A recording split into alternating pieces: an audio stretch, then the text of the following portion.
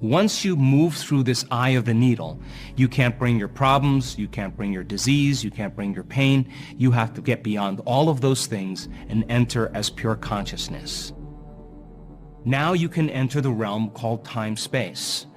Now, time-space is an interesting concept because in this realm of three-dimensional reality, there's an infinite amount of space. Space is eternal. And as we've been saying, we experience time as we move through space. My material body experiences three-dimensional reality, and as I move through space, I experience time. In the quantum, this realm of time-space, there is an infinite amount of time. Time is eternal. Now think about this. What could you accomplish in your life if you had an infinite amount of time?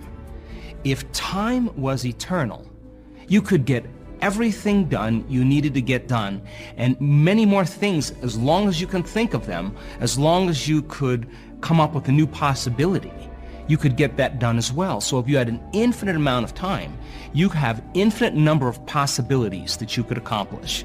And that is the quantum world. There's so much time. Time is so eternal that all possibilities exist in the eternal now. Now, in this realm, you can't experience it with your senses. You can only experience it with your consciousness or your awareness. This is the realm of frequency, of energy, of vibration, information. This is the realm where you transcend everything separate and you begin to experience oneness, wholeness, connection to something greater. In this realm of time-space, you've transcended space-time. So in this realm, there is no space. Now, if there is no space, then I can't move from one point of consciousness to another point of consciousness, which means there is no time. In fact, it is beyond space and time. There's one long present moment. Now, when you create from the field instead of from matter, you can exert greater effects on the nature of reality.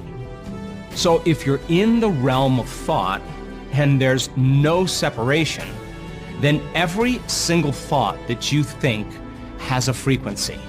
So if you're thinking thoughts that are connected to emotions like anger or frustration or pain or suffering or guilt, those thoughts produce a slower frequency.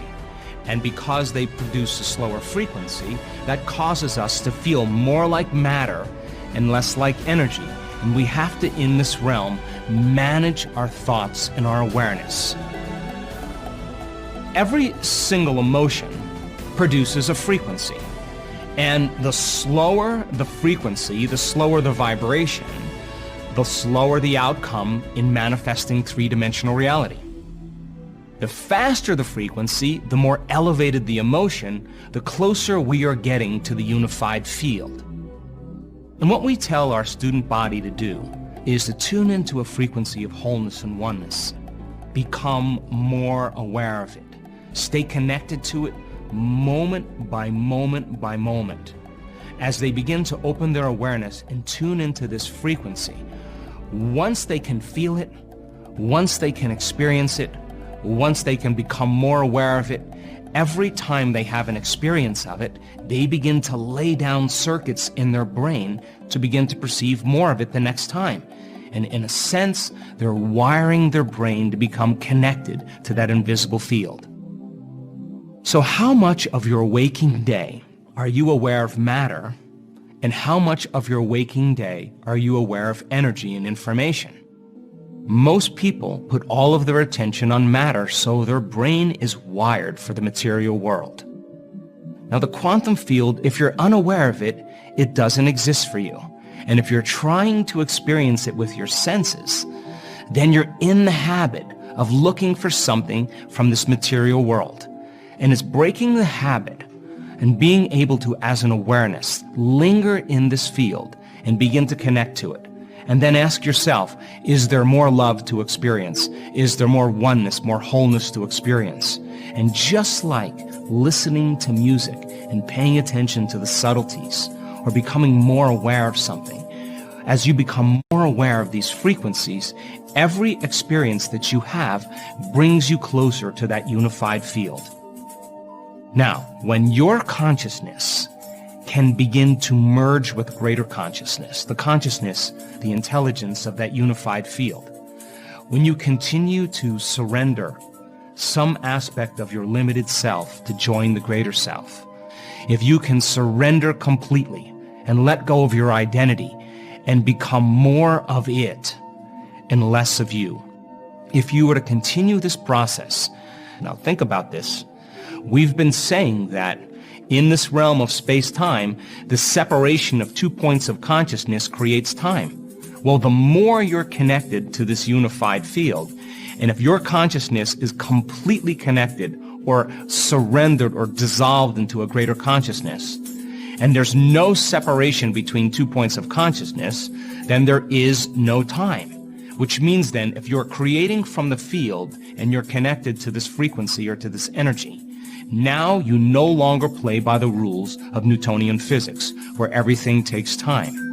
Now you're playing by the quantum. And if you're creating from that energy called source energy, from the unified field that is connected and organizing everything material, then you can exert greater effects on the nature of reality. And now, when you're connected and you're creating from the field, you're no longer trying.